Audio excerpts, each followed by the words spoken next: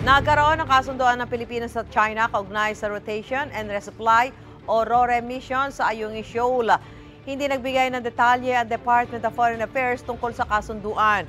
Nakabase raw ito sa kagustuhan ng dalawang bansa na pahupain ang tensyon sa South China Sea at idaan sa dialogo at konsultasyon ang mga hindi pagkakaunawaan. Sinabi naman ng National Security Advisor ng Amerika na si Jake Sullivan na handa silang alalayan ng Pilipinas sa mga RORE mission sa BRP Sierra Madre sa Ayungin Shoal. Pinunto rin ng Amerika sa China na sakop ng Philippine-US Mutual Defense Treaty ang BRP Sierra Madre.